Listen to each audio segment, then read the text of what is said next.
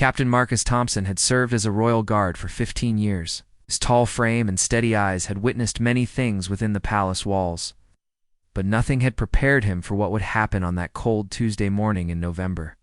Rain fell heavily against the palace windows as Marcus walked his usual patrol route through the East Gardens.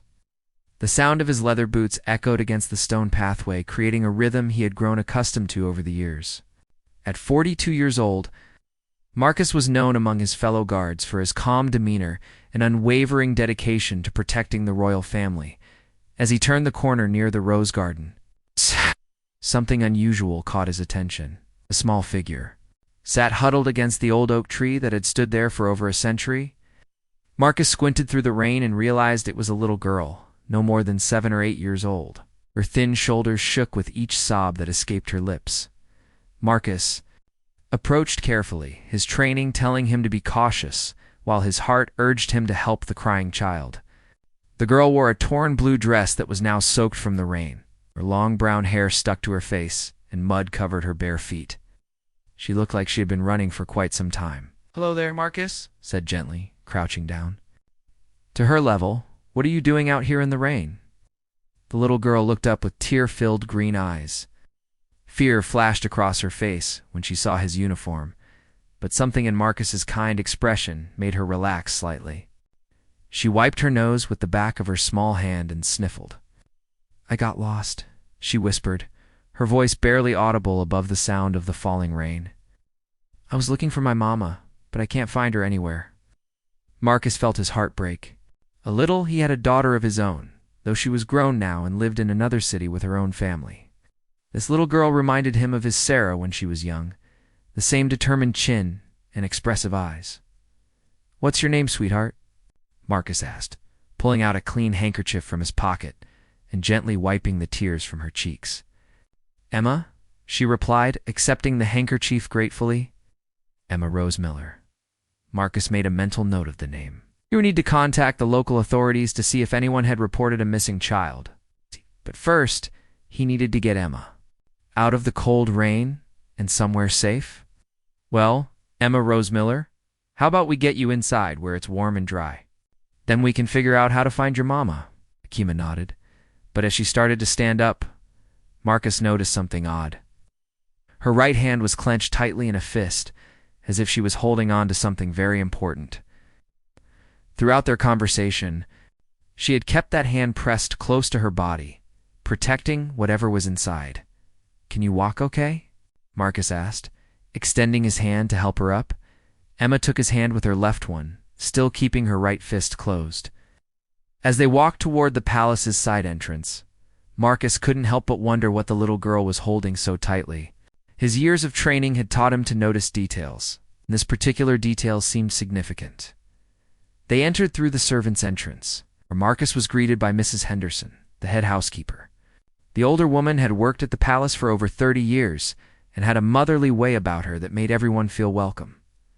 "My goodness, Captain Thompson, who is this little angel?" Mrs. Henderson asked, immediately rushing to get towels and blankets. "This is Emma," Marcus replied. "I found her in the gardens. She's lost and looking for her mother." Mrs. Henderson wrapped Emma in a warm, soft blanket and led her to a chair near the kitchen fireplace. The warmth from the fire began to chase away the chill from Emma's small body, but she continued to keep her right hand hidden beneath the blanket. "Are you hungry, dear?" Mrs. Henderson asked kindly. "I have some fresh cookies and warm milk." Emma nodded shyly. She hadn't eaten since the previous evening, and her stomach had been growling for hours. As Mrs. Henderson prepared a small meal, Marcus sat down across from Emma, studying her carefully. There was something about this little girl that didn't quite add up. Her clothes, though torn and dirty now, appeared to be of good quality. Speech was clear and well-mannered, suggesting she came from an educated family, yet here she was, alone and lost in the palace gardens. "Emma," Marcus said gently, "can you tell me how you got here?" "The palace grounds are quite far from the city." Emma's eyes darted nervously around the room before settling back on Marcus's face. She seemed to be weighing her words carefully, which was unusual for a child her age. "I walked," she said simply.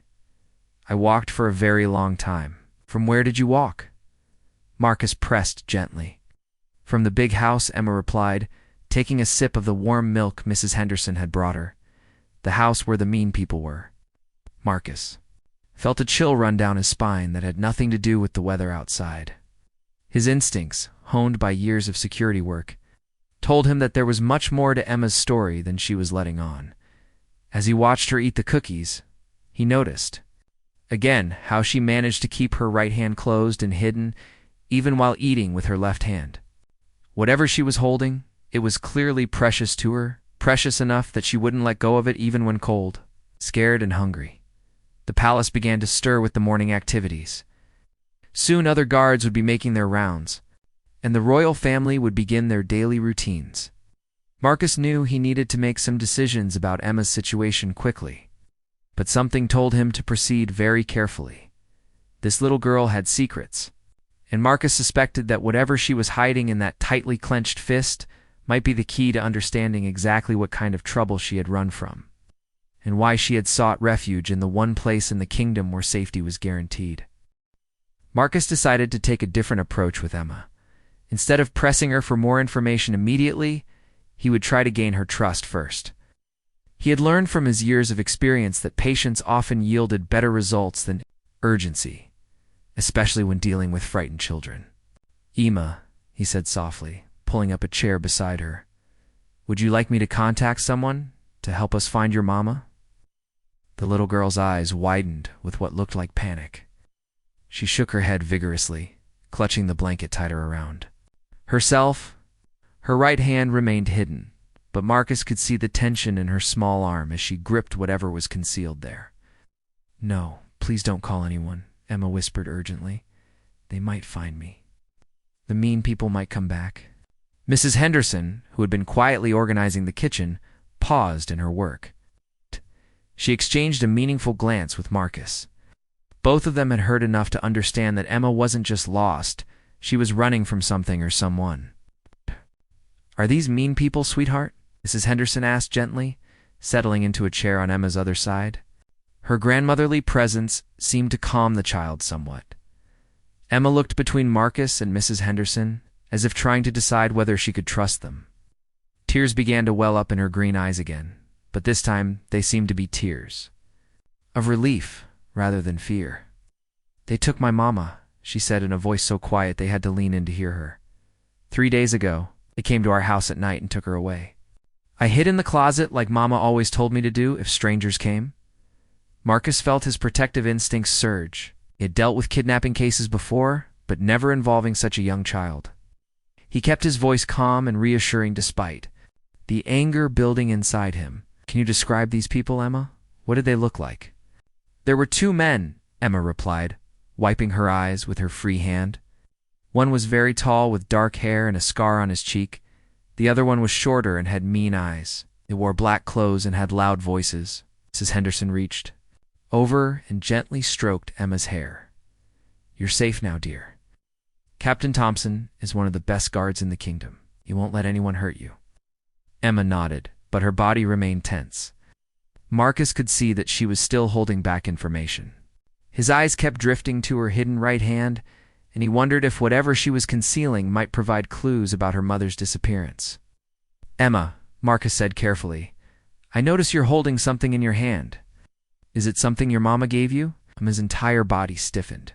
She pulled her right arm closer to her chest, protecting whatever she held even more fiercely. "It's mine," she said defensively. "Mama said to never let anyone else see it. She said it was very important and that bad people might want to take it away." Marcus and Mrs. Henderson exchanged another glance. Whatever Emma was holding was clearly connected to her mother's kidnapping. And Marcus made a decision that would prove to be crucial in the hours to come. "I understand that your mama told you to keep it safe," Marcus said. "And you've done exactly what she asked. You don't have to show it to anyone until you're ready. But I want you to know that Mrs. Henderson and I are here to help you, not to take anything away from you." Emma studied Marcus's face for a long moment. There was something in his honest brown eyes that reminded her of her father, who had died when she was very small. Her mama had always told her that good people had kind eyes, and she could see kindness in both Marcus and Mrs. Henderson. "The tall man with the scar," Emma continued, her voice growing stronger. He kept asking Mama about something. He said she had taken something that belonged to his boss, but Mama kept saying she didn't know what he was talking about. Do you know what they thought your mama had taken? Mrs. Henderson asked gently. Emma shook her head, but Marcus noticed the slight tightening of her grip on whatever she held. He was beginning to suspect that Emma knew more than she was saying, perhaps. Without even realizing it, "Where is your house, Emma? The one where you lived with your mama?" "In Millbrook Village," Emma replied. "It's the yellow house with the white fence. Mama grows roses in the front yard." Marcus knew Millbrook Village. It was about 15 miles from the palace, a small farming community where most people knew each other. If Emma had walked that entire distance, she was remarkably strong and determined for such a young child. "That's quite far, Emma. You must be very brave to have walked all that way by yourself," Marcus said with genuine admiration. "Mama always said that if anything bad happened, I should come to the palace," Emma explained. She said the king's guards would protect good people, and that Captain Thompson was the best guard of all. Marcus was startled. How did Emma's mother know his name? He had never been to Millbrook Village, and he couldn't recall meeting anyone from there. The mystery was deepening with every word Emma spoke. "Your mama knew my name?" Marcus asked carefully. Emma nodded. "She had a picture of you. She said you saved her life once, a long time ago, before I was born." Marcus searched his memory, trying to recall any incidents involving someone from Millbrook Village. 15 years of service had involved countless situations, and he couldn't immediately place the connection. Mrs. Henderson stood up and began preparing another cup of warm milk for Emma.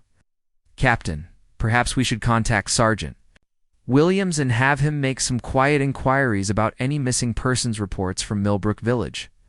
Marcus nodded, but he was still focused on the mystery of how Emma's mother knew him. He also couldn't stop thinking about what the child was hiding in her hand. Every instinct told him that the two mysteries were connected. "Emma," he said gently, "what was your mama's name? Her full name?" "Catherine Miller," Emma replied without hesitation. "But before she married my papa, her name was Catherine Rose." The blood drained from Marcus's face. Catherine Rose. Suddenly he remembered. 12 years ago, he had been part of a rescue operation that had saved a young woman from a house fire in the capital city. She had been working as a governess for a wealthy family when their mansion caught fire during the night. He had carried her to safety, and she had spent several days recovering in the hospital. Catherine Rose had been her name then. She had been so grateful that she had written him a letter, thanking him for saving her life. Mentioned that she was planning to move to a small village to start fresh after losing her job due to the fire. Now it all made sense. Catherine had moved to Millbrook Village, married a man named Miller, and had Emma. But why had someone kidnapped her? And what was Emma hiding that was so important her mother had warned her to keep it secret? Marcus sat back in his chair, the pieces of the puzzle beginning to form a clearer picture. Catherine Rose Miller was the young woman he had saved from the fire 12 years ago. But that rescue had been more complicated than he had initially told Emma. The fire at the Blackwood mansion hadn't been accidental. Marcus remembered now that there had been suspicions about the family's business dealings. Lord Blackwood had been involved in some questionable financial activities, and there had been rumors about stolen documents and money laundering. The fire had conveniently destroyed most of the evidence, but some items had been saved. "Emma," Marcus said carefully, "when your mama worked as a governess before she married your papa, do you know what family she worked for?" Emma thought for a moment, then nodded. "The Blackwoods. No. She told me she used to take care of their little boy before the big fire. She said it was very scary, but a brave guard saved her." Marcus's mind raced. If Catherine had worked for the Blackwoods, she might have had access to sensitive information. Perhaps she had taken something from the mansion during the fire, something that powerful people wanted back. Even after all these years, Mrs. Henderson returned with fresh milk and sat down again. She had been listening carefully to the conversation and could see the concern growing on Marcus's face. "Captain," she said quietly, "perhaps we should inform Captain Reynolds about the situation. There are dangerous people involved. We might need additional security." Marcus nodded, but his Attention was still focused on Emma and the secret she was guarding so carefully. He had a strong feeling that whatever she was hiding in her hand was connected to her mother's past employment with the Blackwoods. "Emma, sweetheart," Mrs. Henderson said gently, "would you like to rest for a while? We could prepare a nice warm bed for you upstairs." Emma shook her head quickly. "I can't sleep. What if they find Mama while I'm sleeping? What if something bad happens to her?" The pain in the little girl's voice broke both adults' hearts. Marcus made a decision that would change everything. "Emma, I'm going to tell you something important," he said, moving his chair closer to hers. "I remember your mama very well now. She was one of the bravest people I ever met. During that fire, she could have run away and saved herself easily, but she stayed behind to make sure the little boy she was caring for got out safely first." Emma's eyes brightened slightly. "Mama never told me that part of the story." "Mama is modest," Marcus continued. "But I want you to know that brave people don't give up easily. If your mama is in trouble, she's probably trying to find a way to get back to you right now, and we're going to help her." Emma studied Marcus's face intently. Something in his sincere expression seemed to give her courage. Slowly, very slowly, she began to relax her grip on whatever she was hiding. "The men who took Mama," she said quietly, "they kept talking about papers. They said Mama had taken important papers from her old job and that their boss needed them back." Marcus felt his pulse quicken. Papers from the Blackwood mansion that could be the evidence that had never been found after the fire. "Did your mama ever mention anything about papers to you?" he asked carefully. Emma was quiet for a long moment. Then she looked at Mrs. Henderson, then back at Marcus. "Before they took Mama away, she called me into her room. She was very scared and said that bad men might come looking for something. She gave me something and told me to hide it and never let anyone see it unless... ... Unless what, dear?" Mrs. Henderson prompted gently. "Unless I found Captain Thompson. She said if anything ever happened to her, I should find Captain Thompson and show him what she gave me. She said he was the only person she trusted completely." Marcus felt the weight of responsibility settle on his shoulders.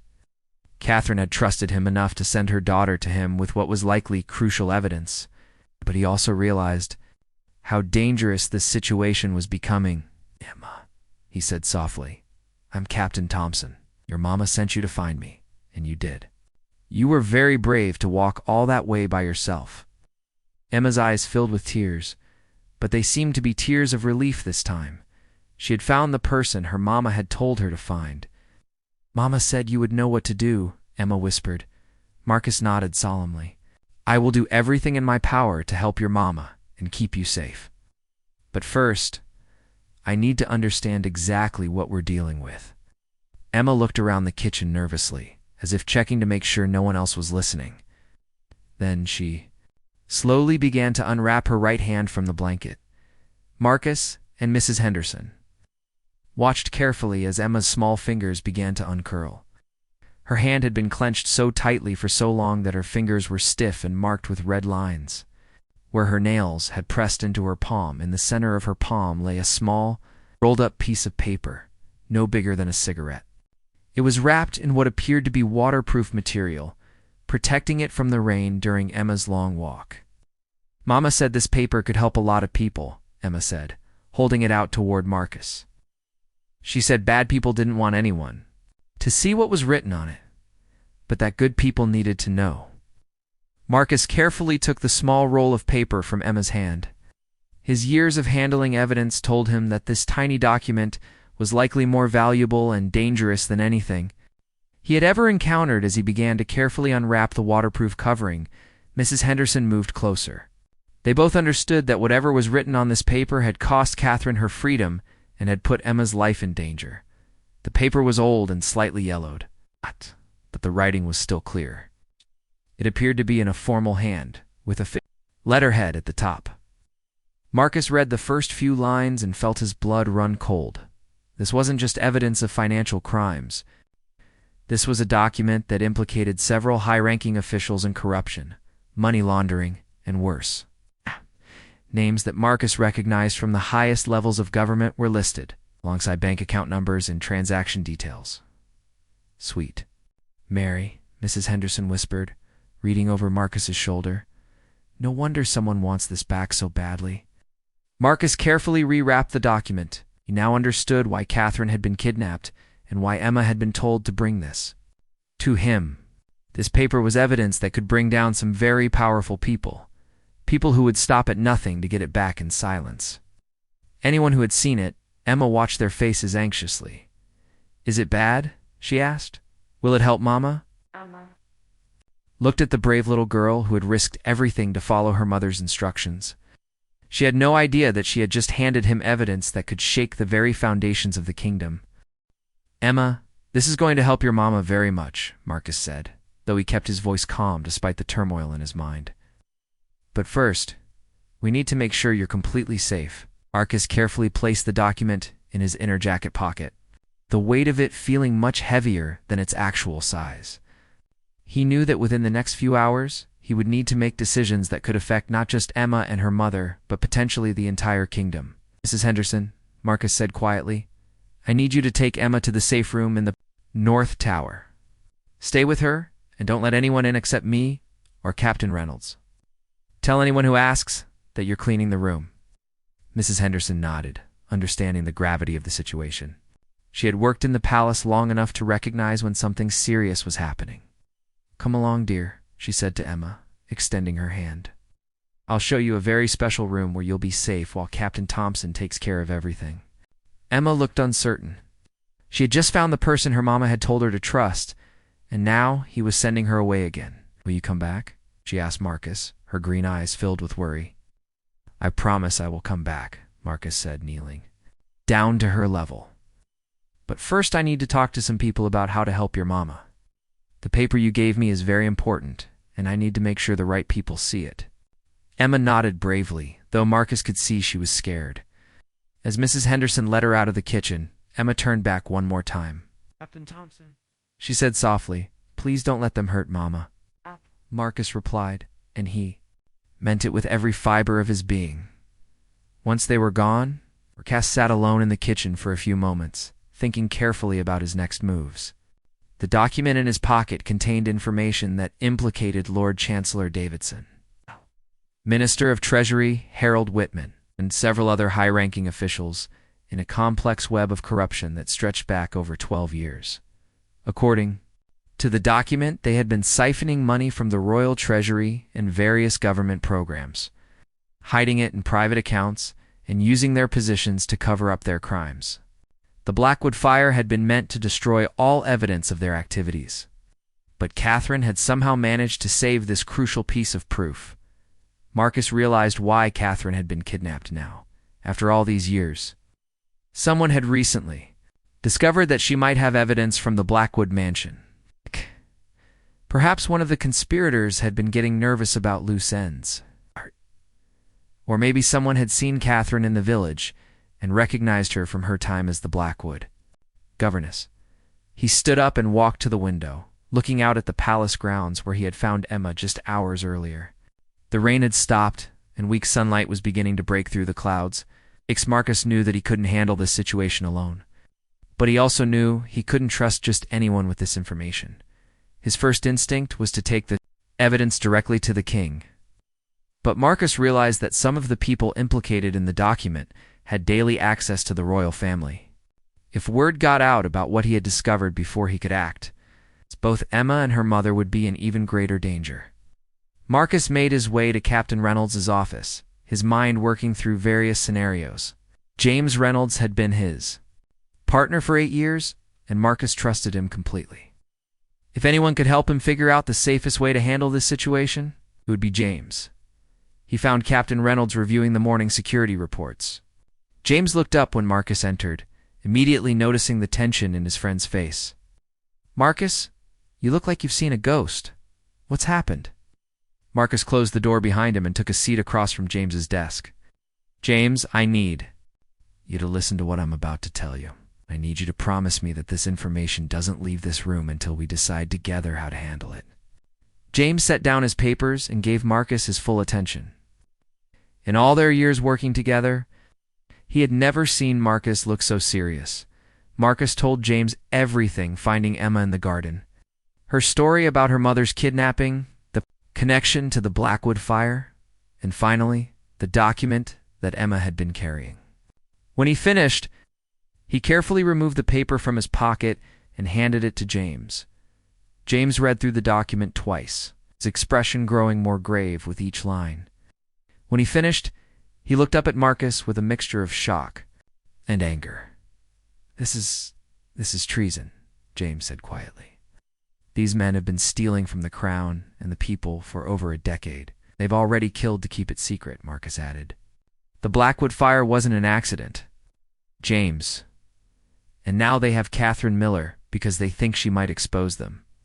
James stood up and began pacing behind his desk, a habit Marcus recognized from their most difficult cases. We can't go through normal channels, James said. Davidson has access to all security reports, and Whitman controls the Treasury investigators. If either of them finds out what we know, Emma and her mother are dead, Marcus finished grimly. James stopped pacing and looked at Marcus. About Sir William Ashford. He's the king's personal advisor, and he's not mentioned in this document. If anyone can get us directly to the king without going through the usual protocols, it's him. Marcus considered this suggestion. Sir William Ashford was indeed one of the few people in the palace who had direct access to the king and who wasn't. Part of the regular governmental structure, he was also known for his integrity and loyalty to the crown. That might work, Marcus agreed. But we need to be very careful about how we approach him. We need to move quickly. Every hour that passes is another hour that Catherine Miller is in danger. James sat back down and pulled out a piece of paper. Let's think this through, step by step. First, we need to make sure Emma is completely secure. Then, we need to get this evidence to Sir William without alerting anyone else. Finally, we need to figure out how to rescue Catherine before the kidnappers realize that their secret is out. Marcus felt a sense of relief that he was no longer handling this situation alone. James was right. They needed a careful plan that would protect both Emma and her mother while ensuring that the evidence reached the right people. There's something else, Marcus said. Emma mentioned that the kidnappers were asking Catherine about papers, plural. This document might not be the only evidence she saved from the Blackwood fire. James looked up from his notes. You think there might be more? I think it's possible. And if there is more evidence, Catherine might be using it as leverage too. Stay alive. She might be telling her captors that she hid additional documents somewhere, buying herself time. Then we need to find her quickly, James said, standing up again, before they realize she might not have any more information to give them. Marcus nodded, feeling the weight of responsibility growing heavier. Emma was safe for now, but her mother was running out of time. And somewhere in the kingdom, powerful men were becoming increasingly desperate to recover evidence that could destroy them. The next few hours would determine whether justice would prevail or whether corruption and violence would claim more innocent victims. Marcus and James spent the next hour carefully planning their approach to Sir William Ashford. They decided that Marcus would request a private meeting under the pretense of a security concern, while James would discreetly gather information about any unusual activities among the palace staff and government officials. At 2 o'clock that afternoon, Marcus found himself standing outside Sir William's private study. The elderly advisor was known for his sharp mind and direct manner, qualities that had made him invaluable to the king for over 20 years. Captain Thompson, Sir William said as Marcus entered the richly furnished room. I understand you have a security matter to discuss. Please, have a seat.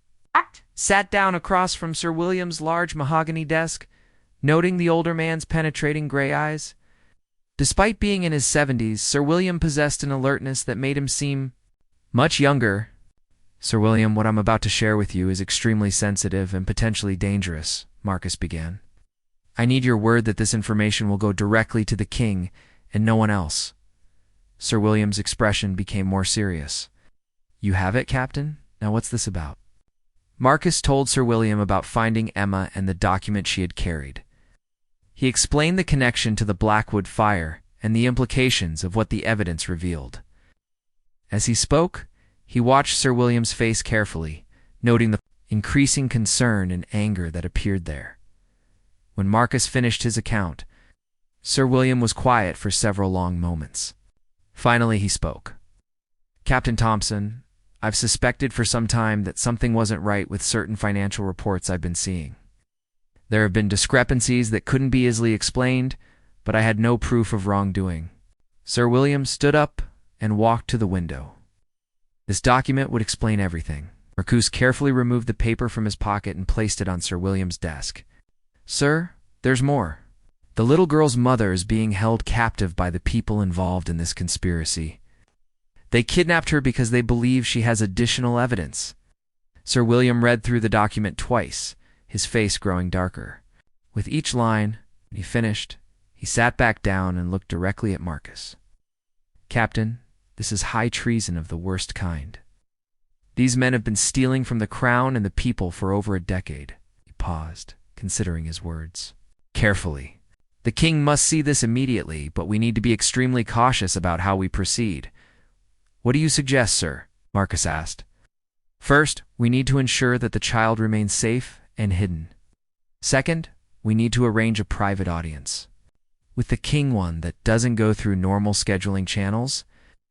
And third, we need to find Catherine Miller before these conspirators realize that their secret is out. Sir William stood up and walked to a locked cabinet in the corner of his study. He removed a small leather portfolio and returned to his desk. Captain, I'm going to give you something that very few people know exists, he said, opening the portfolio. Inside was an official document bearing the king's personal seal. This is a royal warrant that allows the bearer to act with full royal authority in matters of national security. The king gave this to me years ago for emergency situations. Marcus stared at the document in amazement. He had heard rumors that such warrants existed, but had never seen one. Sir William, I can't accept such responsibility, Marcus protested. Captain Thompson, you already have the responsibility. The moment that little girl placed that evidence in your hands, you became the kingdom's best hope for justice. Sir William signed the warrant and handed it to Marcus. This simply gives you the legal authority to do what needs to be done. Marcus carefully took the warrant, understanding the enormous trust that Sir William was placing in him. Gah. Sir William continued, Let's discuss how we're going to find Catherine Miller. Do you have any ideas about where she might be held? Marcus had been thinking about this question since morning. The kidnappers would need somewhere private and secure, but not too far from Millbrook Village. They would also want to be able to move quickly if necessary. What about the old Blackwood estate? Sir William suggested. It's been abandoned since the fire, but the structure is still sound. It would be ironic justice if they were using the scene of their original crime as a hiding place. Marcus felt a chill of recognition. The Blackwood estate was indeed the perfect location, isolated, abandoned, and familiar to anyone who had been involved in the original conspiracy. Sir William, I think you might be right. But if Catherine is being held there, we need to be very careful about how we approach the rescue. Sir William nodded. I did. Captain Reynolds mentioned that you have experience with tactical operations. Would you need a small team of trusted men, preferably ones who aren't connected to the regular chain of command? We also need to move quickly before the conspirators realize that Emma reached the palace safely. Sir William thought for a moment. I can arrange for a team of the king's personal guards, men who report directly to me and have no connection to the regular palace security structure. How many men would you need? 6 should be enough, Marcus replied. Any more than that, and we risk being detected before we can reach Catherine. Sir William walked to his desk and began writing orders. Captain, I'm authorizing you to take command of this operation. The king's personal guards will be at your disposal within the hour. As Sir William wrote, Marcus felt the full weight of what they were attempting. They were about to take on some of the most powerful men in the kingdom, men who had already proven they were willing to kill to protect their secrets. Sir William, Marcus said quietly, What if we're wrong? What if Catherine isn't at the Blackwood estate? The older man looked up from his writing. Then we keep looking until we find her. Captain Thompson, that little girl walked 15 miles, through rain and darkness, to bring us the evidence we needed to stop these traitors. We owe it to her, to her mother, and to the kingdom to see this through. Marcus nodded, feeling his resolve strengthen. Emma had shown remarkable courage in following her mother's instructions and now it was his turn to show the same kind of bravery. "There's one more thing we should consider," Marcus said. "If the conspirators discover that Emma made it to the palace, they might try to flee the kingdom. We should be prepared to act quickly if that happens." Sir William finished writing the orders and sealed them with his personal stamp. "I'll send word to the harbor masters and border guards to watch for any suspicious departures. We can't let these men escape justice." A knock at the door interrupted their conversation. Sir William called for the person to enter, and Captain Reynolds stepped into the room. "Sir William." "Captain Thompson," James said with a slight bow. "I've been gathering information as requested, and I think you need to hear what I've discovered." Marcus gestured for James to continue. "I've been quietly checking the duty rosters and staff schedules for the past few days," James explained. "Lord Chancellor Davidson left the palace yesterday evening, claiming he had urgent business in the countryside. Minister Whitman also departed early this morning, saying he needed to inspect treasury offices in the northern provinces." Marcus and Sir William exchanged concerned glances. The timing was too convenient to be coincidental. "There's more," James continued. "I spoke with the stable master, and both men requested fast horses and minimal escort. They said they wanted to travel quickly and quietly." "They're moving," Marcus said grimly. "They must have realized that Catherine might have evidence, and now they're either going to silence her permanently or prepare to flee the kingdom." Sir William stood up decisively. "Gentlemen, we no longer have the luxury of careful planning. We need to act immediately." Marcus felt his military training take over. Years of experience had taught him that sometimes the best strategy was swift, decisive action. "James, gather the team that Sir William is providing. Meet me at the armory in 15 minutes. We're going to the Blackwood estate, and we're going." Now, James nodded and hurried from the room. Sir William walked to another cabinet and removed a small wooden box. "Captain Thompson, you'll need these," he said, opening the box to reveal a set of official documents bearing the royal seal, arrest warrants for Davidson, Whitman, and anyone else involved in this conspiracy. Fill in the names as you discover. Marcus carefully placed the warrants in his jacket alongside the original evidence. He now carried the power to arrest some of the most powerful men in the kingdom. "Sir William, what about Emma?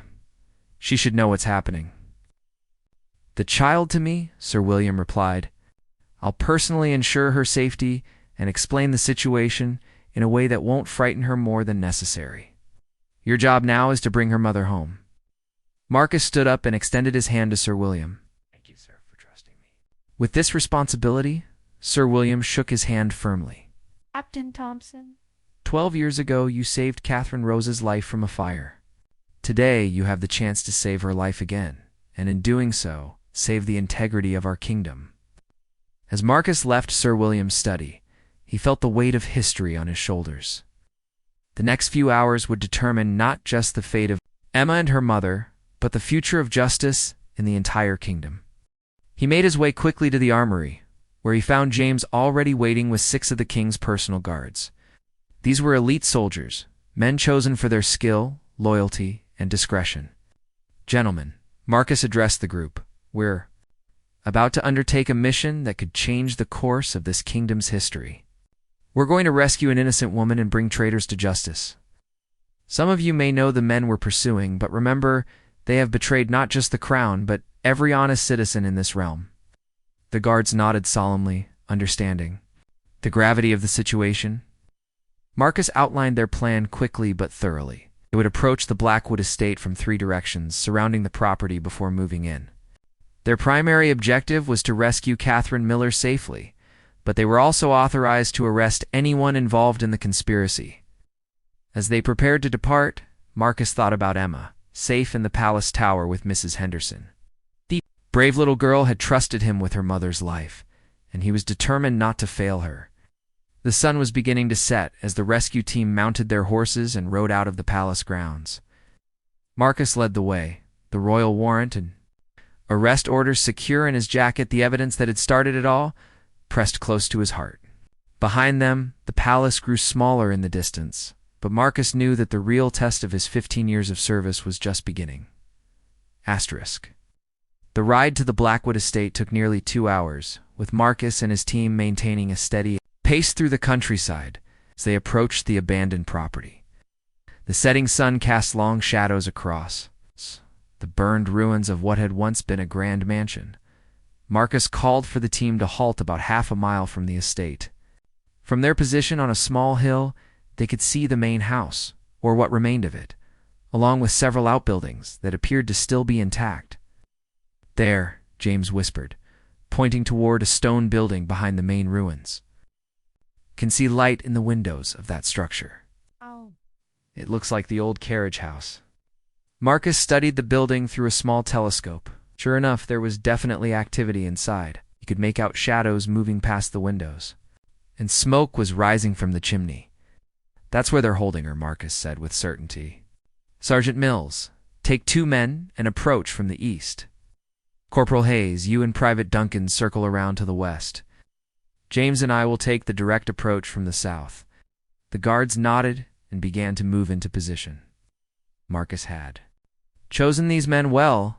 They were experienced in tactical operations and moved with the silent efficiency of seasoned professionals. As Marcus and James approached the carriage house, they could hear voices from within. Through a partially covered window, Marcus was able to see inside the building. Catherine Miller sat tied to a chair in the center of the room, her face bruised but her eyes still showing defiance. 2 men stood near her, one tall with a scar on his cheek, matching Emma's description perfectly, and another shorter man with cold, calculating eyes. But what shocked Marcus most was the third person in the room. Lord Chancellor Davidson himself stood with his back to the window, apparently interrogating Catherine about the location of additional documents. Mrs. Miller, Davidson was saying in a tone that was both cultured and threatening, "My patience is wearing thin. We know you saved more than one document from the fire. Tell us where the rest are hidden, and this can all end peacefully." Catherine lifted her head defiantly. "I've told you already. There is only one document, and I don't have it anymore. I gave it to someone who will know what to do with it." The tall man with the scar stepped forward menacingly. "Who did you give it to? We've searched your house thoroughly, and we've questioned your neighbors. No one seems to know where you might have hidden anything." Marcus felt a surge of admiration for Catherine's courage. Even under extreme duress, she was protecting Emma. By not revealing that she had sent her daughter to the palace. "I sent it somewhere safe," Catherine replied, her voice steady despite her obvious fear. "Somewhere beyond your reach." Davidson turned around, and Marcus could see the frustration and growing desperation on the Lord Chancellor's face. This was a man who had spent over a decade believing he was untouchable, now faced with the possibility that his crimes might finally be exposed. "Search the village again," Davidson ordered the 2 men. "Question everyone. Someone must know something." Marcus realized that time was running out. If Davidson's men returned to Millbrook Village and began threatening innocent people, the situation could spiral out of control quickly. He signaled to James, and they began to move closer to the building. Through his peripheral vision, Marcus could see the other team members taking their positions around the carriage house. Suddenly, the shorter man inside walked to the window where Marcus had been observing. Marcus and James pressed themselves against the stone wall, just as the man peered out into the gathering darkness. "I don't like this," the man said to his companions. "We've been here too long. What if someone saw us bring her here?" "No one comes to this place anymore," the tall man replied. "It's been abandoned since the fire." Davidson walked over to Catherine and leaned down close to her face. "Mrs. Miller, I'm going to ask you one more time. Where are the documents?" Catherine looked directly into Davidson's eyes with remarkable composure.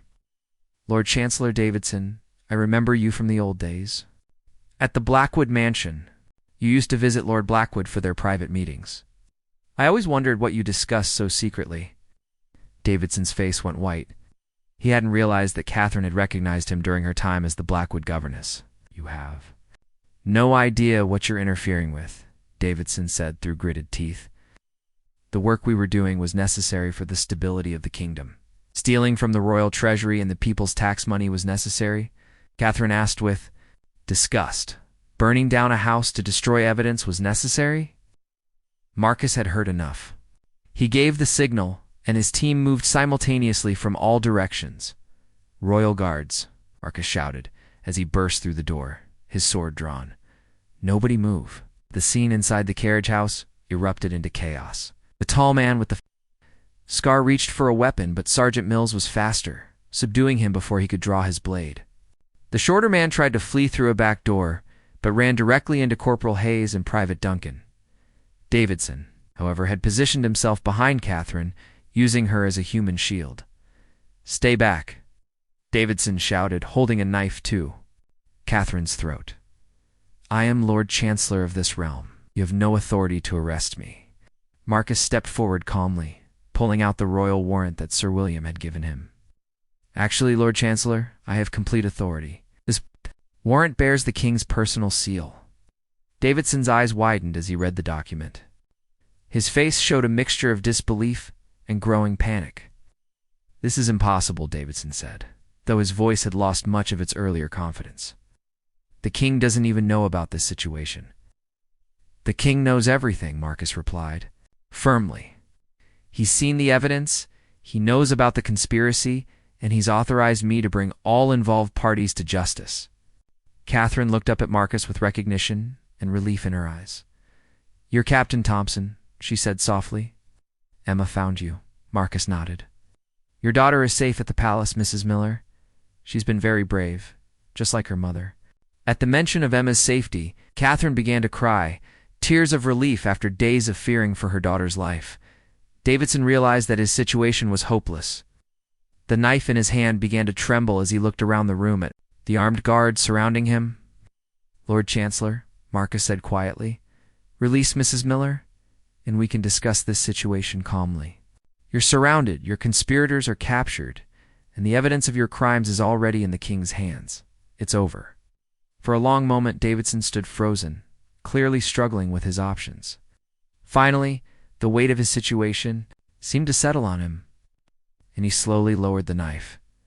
James immediately moved forward to untie Catherine, while 2 guards secured Davidson, as Marcus placed Davidson under arrest. He couldn't help but think about the long chain of events that had led to this moment. It had started 12 years ago with a fire that was meant to destroy evidence, but Catherine's courage had preserved the truth. Now her daughter's bravery had finally brought that truth to light. Catherine Miller was free. The conspirators were captured, and justice would finally be served. Emma would be reunited with her mother, and the kingdom would be rid of the corruption that had plagued it for over a decade, as they prepared to return to the palace. Marcus looked back at the ruins of the Blackwood mansion. What had begun as a symbol of successful crime had finally become the place where justice triumphed. The little girl who had walked 15 miles through rain and darkness, carrying her mother's desperate hope in her tiny fist, had saved not just her mother's life, but the integrity of the entire kingdom. Emma Rose Miller had proven that sometimes the smallest hands can carry the greatest courage, and that truth, no matter how long buried, will eventually find its way to the light.